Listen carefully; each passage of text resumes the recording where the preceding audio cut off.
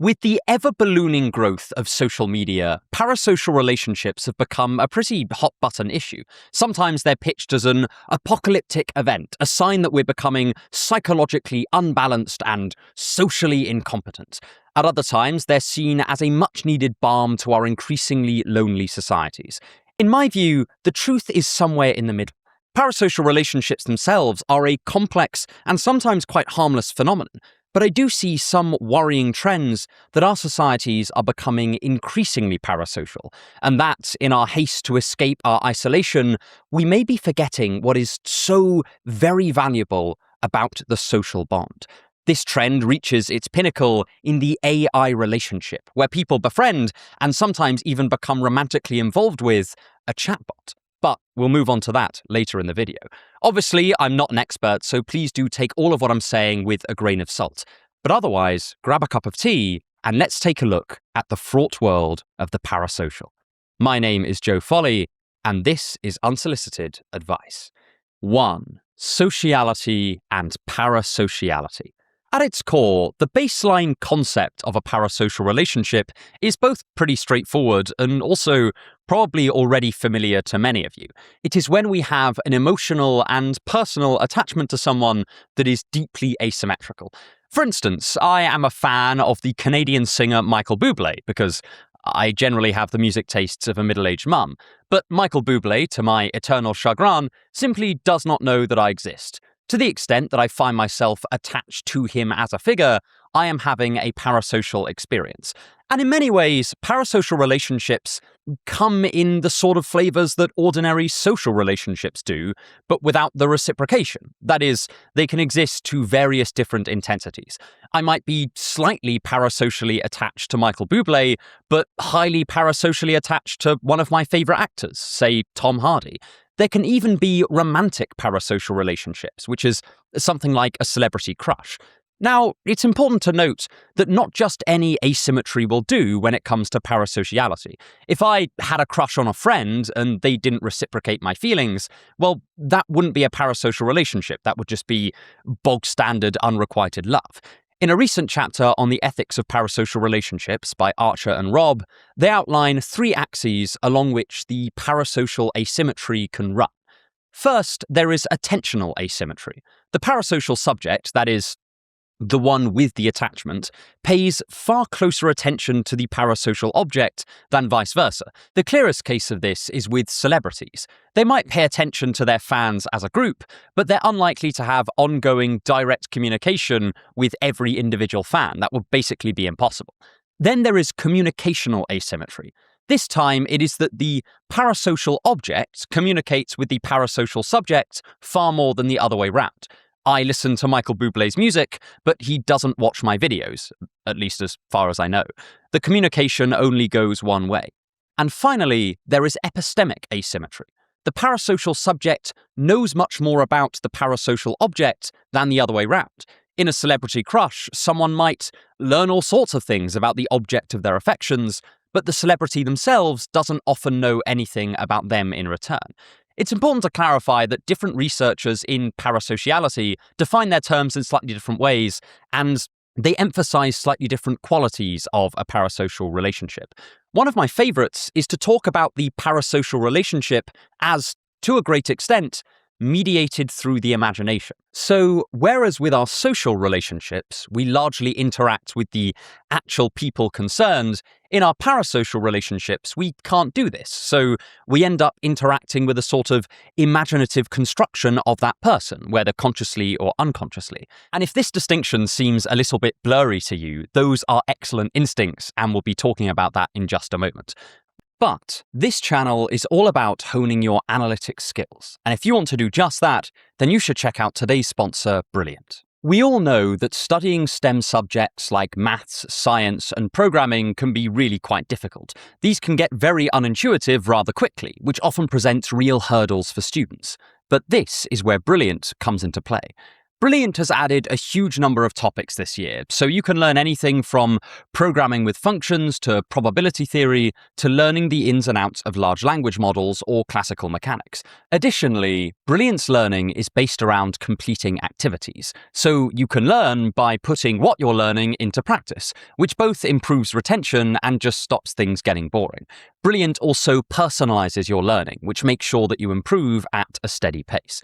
If you want to improve your own analytic skills, then you should check out the logic courses on Brilliant, which will just let you see what logic is all about. And with even a little bit of logic, the world can become a whole lot clearer. To learn for free on Brilliant for a full 30 days, go to brilliant.org/unsolicited advice or scan the QR code on screen, or you can just click the link in the description. I don't mind which. Brilliant is also giving my viewers 20% off an annual premium subscription, so please do check that out. But anyway, back to the video. We largely think of parasociality in our popular online discussions along the lines of something like parasocial affection. That is, being positively disposed to someone that we don't really know. That was why my instinctive example while writing this script was Michael Bublé, someone who I feel broadly quite positive towards, rather than, say, Rhonda Byrne, writer of the manifestation bestseller The Secret, who I also don't know, but generally feel a little bit more negative towards. But this parasocial negativity is no less a parasocial relationship than my enjoyment of Bublé. And just like other parasocial relationships, in these negative ones, we are also likely engaging much more with the idea or persona of the person that our imagination has conjured up, rather than the person themselves. This is because, as they are traditionally defined, quite a wide range of things count as parasocial relationships. That's why this negative parasocial relationship can be included. For example, whereas a lot of popular discussions focus on TV personalities or social media influencers, many researchers treat the relationships that we have with, say, a fictional character or a historical figure as also a form of parasocial relationship. And upon reflection, this makes quite a lot of sense. Take my relationship to the Danish philosopher Søren Kierkegaard. Because I've read a fair bit of his work, although I'm no expert, and I've also read about his life, I feel quite attached to him. I admire aspects of his character like his determination and his single-mindedness and his prolificity in his writings. When I read about him having a hard time, such as when he was the target of a magazine's harassment campaign, I really feel for the guy. And in many ways, this mimics how I might feel about a genuine friend who has been in that same situation. But, of course, Kierkegaard is dead. He can't know who I am, and he can't reciprocate any of this relationship.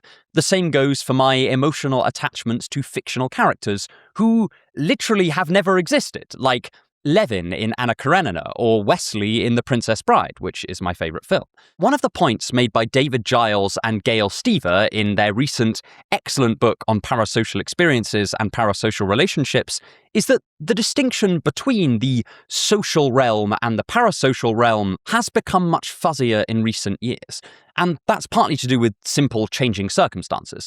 The first paper on the topic of parasociality was written in 1956, when the only living people that it was even really possible to develop parasocial relationships with were celebrities. And also there was a very sharp division maintained between celebrities and their fans. There may have been occasional meetings and conventions and things like that, but on the whole, there just couldn't be much exchange between the parasocial subject and the parasocial object. Thus, the lines never really got blurred. But now, of course, things are relatively different. So different, in fact, that some researchers who work in a field called persona studies have occasionally suggested that the very term parasocial is really outdated because of our increasing ability to directly contact those people who we would have previously known only parasocially. I don't know if I'd go that far. I still think that there is room for parasociality as a term and as a category. I actually really like the suggestion by Giles and Stever to view relationships as along a spectrum, running from totally social and reciprocal on the one hand to totally unreciprocal and parasocial on the other. The reason I like this approach is because upon reflection, each of the factors that we've looked at so far, the asymmetries in attention, communication, and knowledge, as well as the involvement of imagination in the relationship, are gradable. They run along a scale. If I were to, say, reach out to Michael Bublé via email and he were to respond, well, this would bridge the divide just a little bit between the social and the parasocial. But it would still mostly be parasocial, and that's worth bearing in mind when evaluating that relationship. If I had him on the channel, it would be significantly less parasocial. After all, I've only met some of my acquaintances once or twice, and I wouldn't say that I'm in a parasocial relationship with them. If Michael Bublé and I were to continue meeting up and got coffee and lunch occasionally, then it would just translate into a straightforwardly social relationship. There wouldn't be much parasociality left in there. On my book club, I host a monthly live discussion where we chat through whatever we're talking about. And this helps me bridge the parasocial divide just a little with the people that enjoy my channel and enjoy my work. It's something that I've actually really enjoyed about it. I really wanted to foreground this point about the parasocial to social spectrum because I think it adds some much needed nuance to our discussions around parasociality. We can begin to ask questions like, in what ways are my straightforward social relationships just a little bit parasocial and vice versa? And considering just how blurred the lines can get sometimes, this might be a slightly more valuable question to ask than simply trying to sort all human relationships into two neat boxes, one marked social and the other marked parasocial. And as Giles specifically points out, if we think of parasocial relationships as those where we engage primarily with the imaginative idea of a person rather than the person themselves, well, then it does seem like some of our straightforwardly social relationships do have more parasocial elements than we might initially think. Let's return to that example of having a crush on someone. Although we probably wouldn't class it as a full-blown parasocial relationship, we have spoken on the channel before about how we're likely to exaggerate our crush's positive qualities and downplay their negative ones, in a process that the French author Stendhal calls crystallization. In this case, the relationship, despite in many ways being a perfectly ordinary social one, has taken on a quite distinctly parasocial aspect. Or, to use another example from Archer and Rob, we might engage with colleagues at work, and especially our superiors at work, and only ever see a carefully crafted work persona. And this too has quite parasocial aspects to it. Or take the old childhood friend who we haven't seen in years, but whose Instagram posts regularly adorn our feed. There too, there is the melding of sociality and parasociality. But in each case, it's not that it's in a simple state midway between the two along one line. It's rather that it shares some distinctively social qualities, like mutual knowledge or mutual awareness, with some distinctively parasocial qualities, like very little mutual engagement with the present, and also the heavy involvement of the imagination. Just as the parasocial camp has become much less neatly defined now that we can reach out and interact with our celebrities in a much more direct way, so too, we can realize that there is significant parasociality that sometimes, crops up within the social. This blurring of lines doesn't mean that the distinction between parasociality and sociality is useless, but it does mean that a sharp division becomes more difficult. And speaking of overly simplistic ways to treat parasocial relationships, we can also put to bed an unsettling misconception that sometimes arises. 2. Parasocial relationships, the good and the bad. To hear most people on the internet tell it, parasocial relationships are something like a demonic alter ego to regular social relationships. To confess to having some kind of parasocial attachment to someone is generally considered quite embarrassing. And when we think of parasocial relationships, the image that's conjured in our heads is of the unhinged superfan harassing their parasocial object wherever they turn. But Giles and Steva point out this is just a misleading caricature. I think that there's just probably a selection effect going on here, right? Since any parasocial relationships that are totally unremarkable and uneventful don't get, remarked on and considered events, we just don't notice them. We may not even notice them when they occur in ourselves. So I'll use another example from my own life. I'd never met the American philosopher Jerry Fodor. I read a few of his papers when I was 16 and I enjoyed them, and that was that. But when I found out that he died the following year, I got a twinge of sadness. It wasn't anything dramatic like the outsized grief people saw in Elvis fans after his passing. It was just a quite mundane, everyday sort of sadness. This is a kind of parasocial experience that definitely stemmed from a weak parasocial attachment to Jerry Fodor. But it doesn't seem like there's anything immediately concerning or pathological about this. And I'm sure that if you reflected on your own life, you would probably find a fair few of these everyday parasocial experiences. And these sort of get lost because they're just not very dramatic. They're not very intense, so they just pass us by. But their existence immediately belies the fact that parasociality in and of itself is not a uniformly negative thing. In fact, at these lower levels of intensity, it is almost certainly a very normal part of the human experience. The other common belief that Giles and Steve argue against is the so-called deficit theory. This is the idea that parasocial attachments of all kinds are only formed because of some great deficit in the person feeling them, like they've got a kind of unhealthy and possessed mind or something like that. Now, I'm sure this is true in some cases, but Giles and Steve point out that it is simply insufficient to explain the ubiquity and range of parasocial experiences.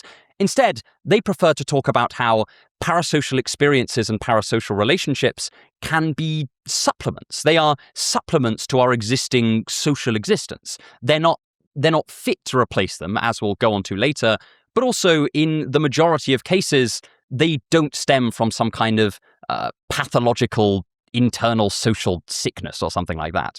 In fact, there is increasing evidence to suggest that parasocial relationships and parasocial experiences, at least in certain areas, can have some positive effects. They can, in some cases, alleviate loneliness, foster a sense of connection, and even provide good intellectual inspiration or a role model to look up to.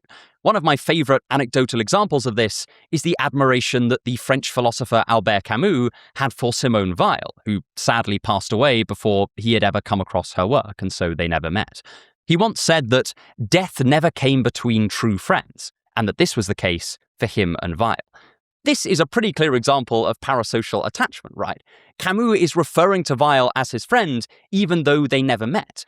But it provided Camus with both inspiration and seemingly a sense of intellectual companionship.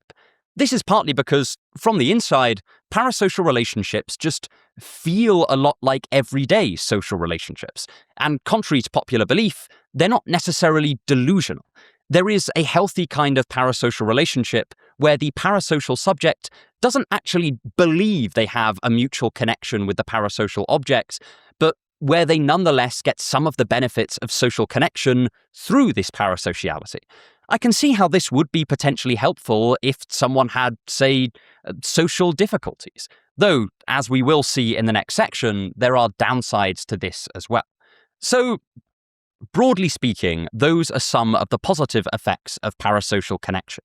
But of course, it's not all smiles and roses. There can be really quite harmful negative effects of parasocial relationships, both for the subjects and for the objects.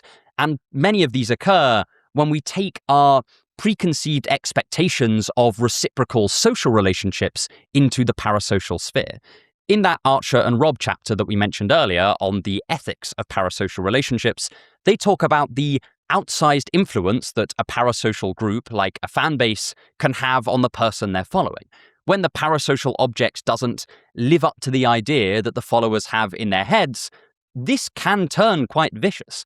I think this is generally less common now, at least anecdotally, but I remember that in the late 2010s, it was seemingly pretty normal for fan bases to quickly turn on a creator and sort of devour them. And all that prior affection, it didn't just turn to simple, uncommitted neutrality, it turned to outright hostility. And this does make sense if we're in the habit of treating parasocial relationships with the same framework in mind as we do reciprocal social relationships. When the parasocial object doesn't live up to our idea of them, it feels like a genuine reciprocal friend has betrayed us. And that's an incredibly painful experience. But this is an aspect of parasocial relationships that can be damaging for both parties involved. It takes the expectations that are sort of inherent to a reciprocal social relationship and applies them in an area where they are unlikely to be met due to the lack of reciprocity. Of course, at the extreme end, parasocial relationships can turn obsessive, and they can sometimes culminate in harassment or even, stalking. The harms of parasocial relationships can be expanded if we consider all of the negative parasocial relationships that we have with public figures that we don't like. If we develop a negative, hateful obsession with a public figure, we can end up making ourselves needlessly angry or upset over what someone's done that ultimately has literally no connection with our own actual lives. Think of all the people that hate watch content creators. This practice is hardly a good time for anyone involved. It is stoking our own hatred for literally no reason. And from what I've read, it does seem like parasocial relationships tend to turn ugly when, consciously or unconsciously, we sort of forget that they're parasocial. But that doesn't mean that parasociality itself is bad. It means that parasociality can go bad when we are unaware of its parasocial nature. One of the interesting things that I've noticed about my own parasocial experiences, and yours may differ, but I found that when I remind myself that they are just parasocial attachments, and I think that's quite a helpful thing to do, a little bit of me is quite disappointed by this. I sometimes find that I want them to ideally simply be social relationships, but the parasociality is what I'm settling for as a substitute. And it's this potential of parasocial relationships to serve as a kind of inadequate substitute for social relationships that does worry me a little bit, especially if they begin to edge out our more ordinary social attachments. And that is just our next point.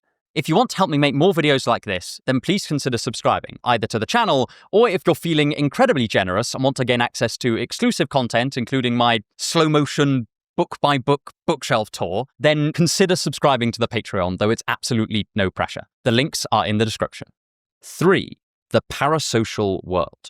Although parasocial relationships do provide some of the benefits of everyday social relationships, almost every author that I read wanted to emphasize that they are by no means a replacement for them. And on that point, a few recent trends have slowly started to worry me. I'm concerned that rather than merely being a supplement to an already healthy social life, we, as the general public, are more often treating parasocial relationships as a second best substitute for the social relationships that we really want. And also that certain technological factors might end up making this more common as time goes on.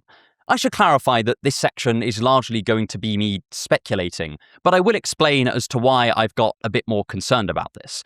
And a lot of it has to do with just how easy it is to form parasocial attachments in our technological age. The availability of parasocial relationships has just skyrocketed in recent years. With the advent of social media, we can now access our parasocial objects at any time we desire. At the time parasocial relationships first entered the psychological scene, they were largely limited to TV shows and films and movie stars, so you could only encounter the parasocial object when they were scheduled to be shown to you. The exposure to the parasocial object was thus pretty severely limited.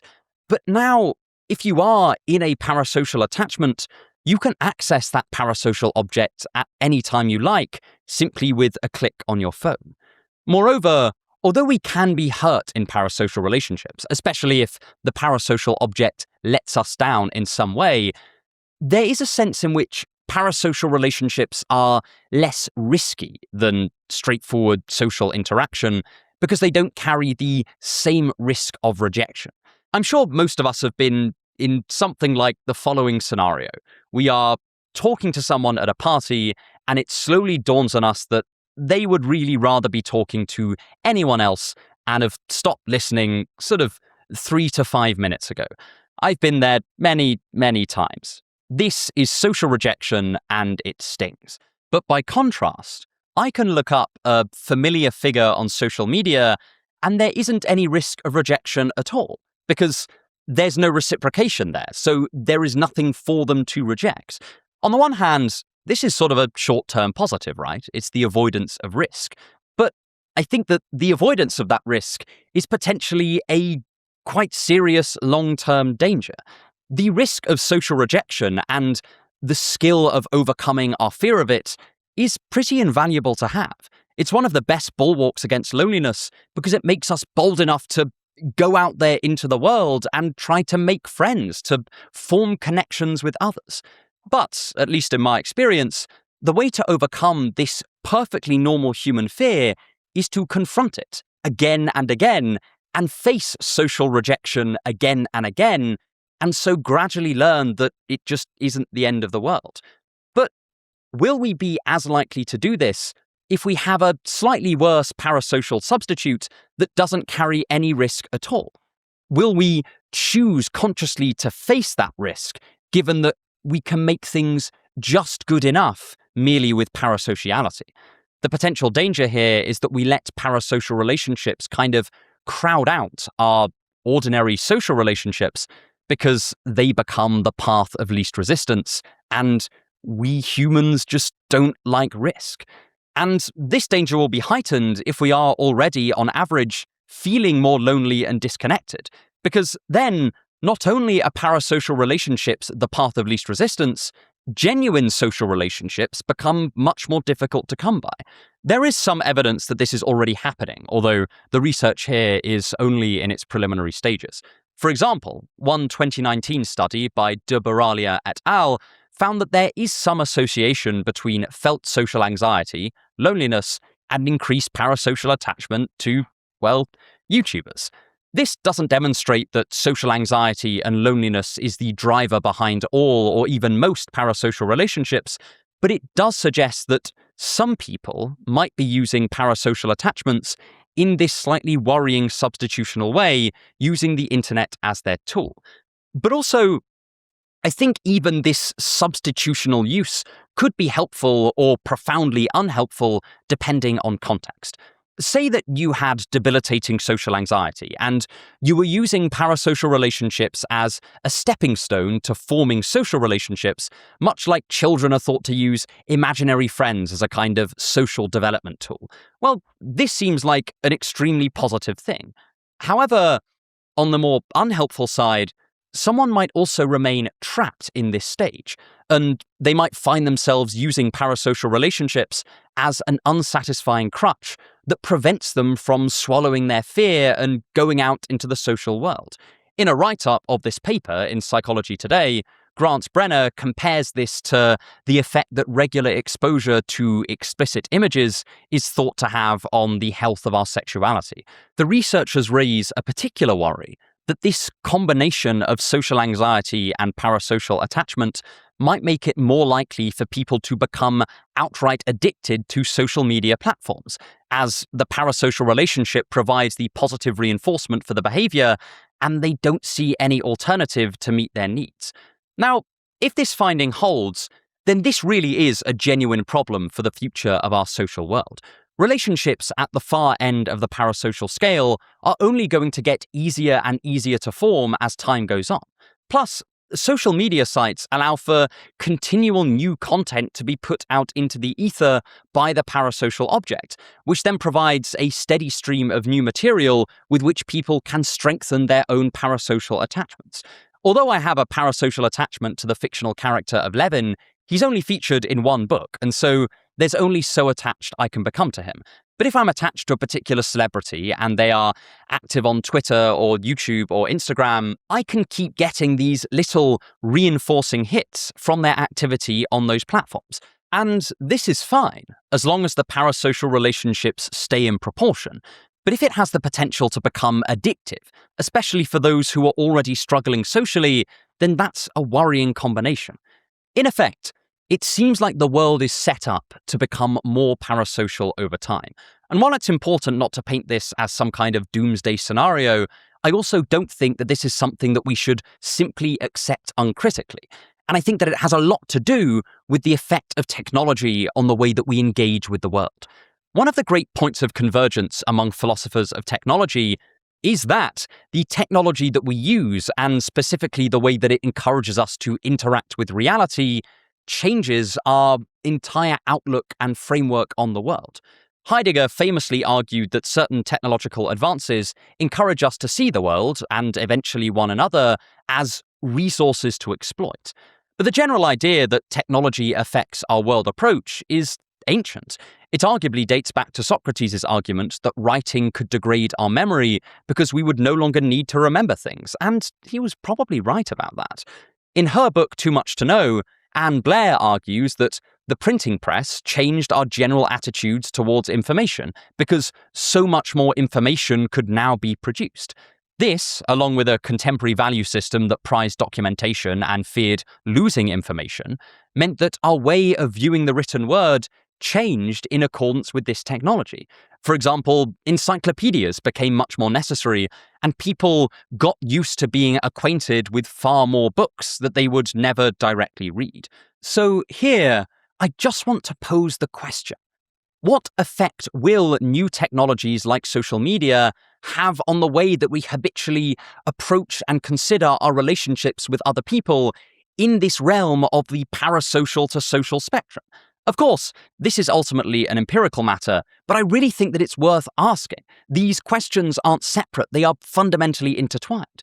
Does the pressure that we have online to create a personal brand, even amongst our friends, change the way that we interact with them in straightforward social settings? Does the easy access to parasociality make it the effortless but unsatisfying path, as it seemed to for the more socially anxious people that we looked at earlier? Unfortunately, as I said, I'm largely limited to speculation here, so take this all with a grain of salt. But if I had to make a prediction, I do think that, for better or for worse, more of our relationships are going to be parasocial and fewer will be straightforwardly social. I don't think that this is because we will all suddenly want to be recluses sitting on our phones all day. Instead, I think that two factors will probably combine to make parasocial relationships so much easier to access than social ones, and we will follow suit because we like the path of least resistance. The first is that we're becoming increasingly atomized, and this just makes it harder to form friendships. The decline of the third space, a social space that's neither work nor home, serves as a barrier to forming reciprocal, close social bonds. It's not that we can't make friends, but it's just getting that bit harder. And at scale, something getting a bit harder can translate into quite a large social change. We may end up with enough of a disincentive to forming new social relationships that it becomes comparable to that of the socially anxious people that we mentioned earlier. But this time, it will be through simple inconvenience rather than fear. The second is the point that I've been mentioning over and over again in this section. Parasocial relationships themselves provide some of the benefits of social relationships, like easing loneliness, providing some felt meaning, and that sort of thing, but they are much easier to access, especially if social relationships are going to become more difficult to form. So eventually, when we're feeling lonely, our first instinct might not be to call up a friend or arrange to see someone. It might be to pull up a comfort character on Instagram or YouTube and spend some time with them. And again, this isn't a bad thing in and of itself. It is natural to have these parasocial comfort characters, but not at the cost of more straightforward reciprocal social connections. I worry that if it becomes really quite hard to make friends and really quite easy to encounter our parasocial objects, then parasociality will begin to win out over sociality. And as I said, this is just speculation. And I highly doubt that many of us will end up totally replacing social connection with parasocial connection or anything like that. But it may just be the case that the balance shifts towards parasociality. And who knows, maybe this will have very few negative effects. But personally, I'm concerned that we'll lose some of those really quite valuable things that you can only get by having high levels of reciprocity in your relationships. We can't get direct feedback from a figure on a screen. It can't pull us aside and tell us that we've done something wrong or reach out to us and say that it's worried about us. Everything we see is mediated through what it has decided to show us. I know that there's an element of performance in all relationships, be they social or parasocial, but reciprocal social relationships can encourage us to be unguarded with one another and open up in a way that just can't be replicated without that reciprocity of attention, knowledge, and communication. Parasocial relationships also have a pretty key difference from social relationships, which is that we have far more control over who we form them with. One of the underrated benefits, in my opinion, of face-to-face communication is that we often only have limited control over who we spend time around. If we work, we don't tend to choose our colleagues, and although we often bond over shared interests with our friends, we're unlikely to agree with our friends on everything. Compare this to a parasocial relationship, where you can just choose from a truly staggering number of online personalities to find one that is perfectly catered to you. On the face of it, this may sound like a positive thing, but one of the real benefits of reciprocal social connection is in working out disagreements and in encountering people who do vehemently disagree with us, yet mean us well. Parasociality requires very little commitment on our part. Our favorite celebrity will not hit us up if we don't watch them in a while, so unlike a friend, there's not nearly as much friction in picking them up and putting them down. And again, this can sound like a positive until we realize that social commitment is one of those things that is difficult and sometimes uncomfortable, but is also incredibly valuable. In committing to a friend and sticking by them in hard times, we strengthen that relationship and also strengthen our own resolve and character. We create a circle that we can rely on and who can rely on us. There really is no equivalent for this in the parasocial sphere. And ultimately, the reason I worry about parasocial relationships outcompeting social ones in some sense is because I just think there is no replacing a responsive, independent agent with whom we can form a connection. It matters that they are likely to surprise us and challenge us and that they have their own mind, because this is part of what makes their support and kindness so very valuable. It's why it matters. When a friend tells us that they care about us, part of what makes this so compelling and unique is that they are a free agent, fully participating in the interaction, who could just as easily walk away and who has the independence of thought that, if they wanted to, they would. We can't replicate this as we move towards the extreme end of parasociality, and I think that our social existences might be cheapened as a result. I was originally going to conclude the video on this point, with the idea that there are elements of social relationships that can't be replicated in the parasocial sphere, and so we should be wary about the increasing ease of parasociality. But then I met a really interesting man on a train. For the future of parasociality. I recently spoke to a pretty young guy on a train. He couldn't have been more than 20 years old. It was a pretty long journey from Cardiff to London, and so we spent a couple of hours chatting. Eventually, he told me that he was romantically involved with an AI chatbot, and it got me thinking, is this not a very extreme example of a parasocial relationship?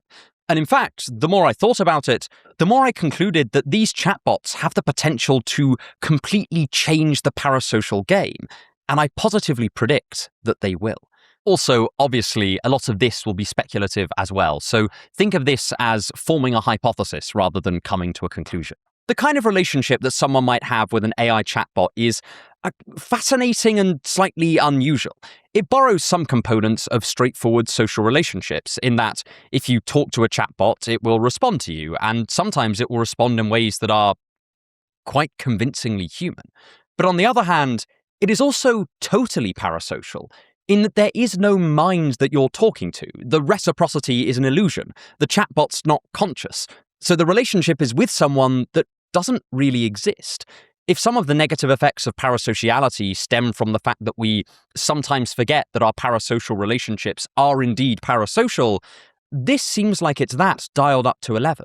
This kind of technology thus opens up a whole new dimension to our study of parasociality and its dangers, and I haven't seen many people talk about the connection here. So, first, let's take the best case scenario and say that we one day invented a chatbot that was so convincing that someone responded psychologically in exactly the same way that they would to a social relationship. That is, they felt like they had a friend, and to that extent, they got all of the internal positives of socialization. Well then, here, we're forced to confront a really quite interesting ethical question about how we want to live. Should we consider these hypothetical, perfect imitations of human relationships as just as valuable and desirable as a mutual human connection? Or, to put this another way, imagine that I could provide you with one of these perfect chatbots, and that they would be the best friend you've ever had. I'd even wipe your memory so that you'd never know this was a chatbot. You would think you were talking to a truly wonderful person who just happened to be on the other side of the world. But, to be clear, this is not some kind of genuine artificial consciousness. They are not a mind. Would you take the deal? In some ways, this is just a variant on Robert Nozick's thought experiment of the experience machine. And in each case, we're forced to ask, what matters to us more, the internal experience of something or the thing itself? Could you choose the perfect facsimile of the perfect friend? Or does the actual presence of another mind matter more to you? In the realm of social relationships, this actually isn't a hypothetical question anymore. And this has become quite an exciting philosophical problem that is, in effect, playing itself out in front of us. If we look at this as continuous with the general phenomenon of parasociality, we can also start to ask further questions. If we're happy to accept, and even in some cases embrace parasocial relationships, at least to a certain extent, how willing should we be to embrace people developing these parasocial relationships with chatbots? On a different note, these chatbots could open up whole new avenues for what we might call parasocial abuse. I was watching one of my favorite fitness channels the other day, which is run by Jeffrey Verity Schofield, and he mentioned that a lot of larger fitness influencers outsource their direct messaging, either to some kind of chatbot based on their own messaging history, or they hire someone to effectively impersonate them in these messages. A friend of the channel, Jared Henderson, has spoken about how a company actually approached him and offered to make a chatbot based on him to interact with his followers. He obviously declined their offer, as I would encourage any creator to do, but another person might accept it. Even more worryingly, there is nothing stopping someone from just making one anyway and then sending it out to the world. Someone could, in theory, take everything that I've ever publicly said or written and then use that to train a little Joe bot and then sell that bot on to anyone who wanted it. Then there's a thing out there that isn't me, but looks a bit like me and acts a bit like me. I don't think that there would be that many takers for that particular one, but say a chatbot was made for someone genuinely famous. Well, in that case, I imagine there would be a lot of people who'd be quite interested in this sort of thing. And here again, I think we see the future of where parasociality might go. And at least in my view, it seems significantly more dangerous than our current situation. In effect, this connects very closely with what we talked about in the last section about the increased availability of parasocial relationships when compared with social ones. If we do grant that there is something valuable about a genuine mind-to-mind connection, then the ability to get a tantalizingly similar substitute without any of the risks or any of the danger involved in actually trying to make a friend, it should worry us quite a bit. It is a sort of nightmarish endpoint of that gradual process of parasocialization that we've already talked about.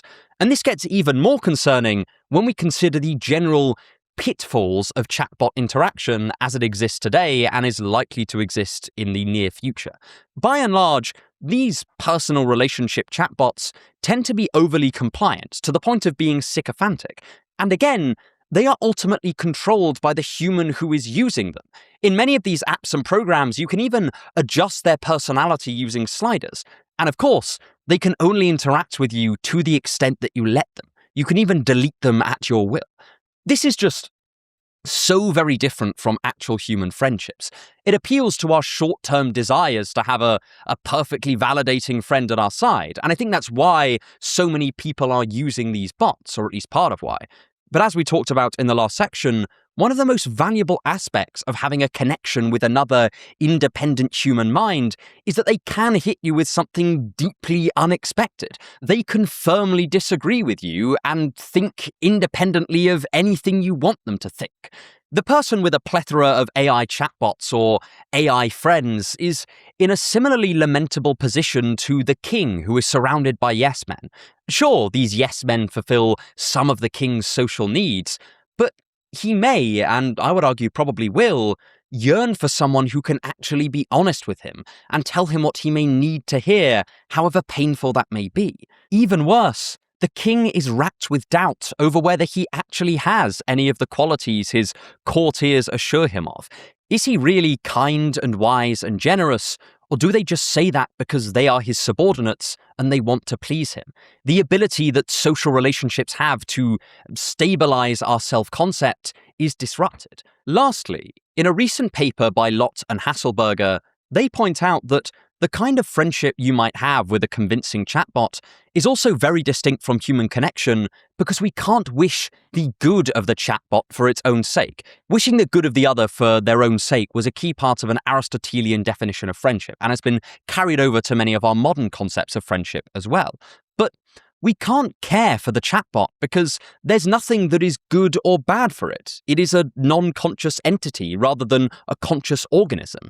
It's a tool, and interacting with non-conscious tools is different to interacting with minds. Lott and Hasselberger point out that truly alleviating the state of isolation and forming connections and creating a sense of belonging in the world isn't just about feeling that we're being loved in the sense that we're receiving positive messages from some external source, but also that we are loving others for their own sake.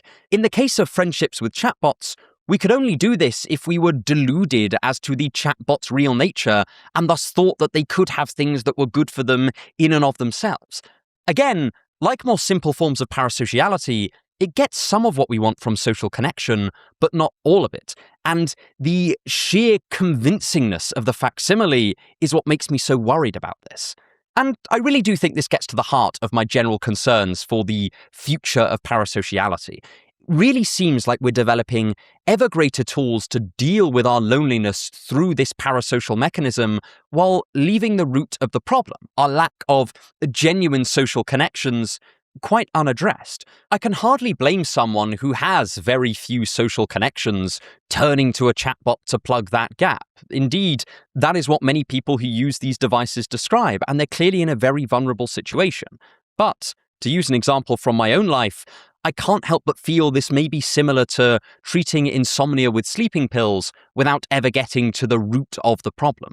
It's not a bad thing as a short-term intervention, but I worry that it will allow us to leave the actual cause of the issue unaddressed. Our persistent and increasing atomization will pass us by as we come up with better and better soothing balms to cover ourselves with.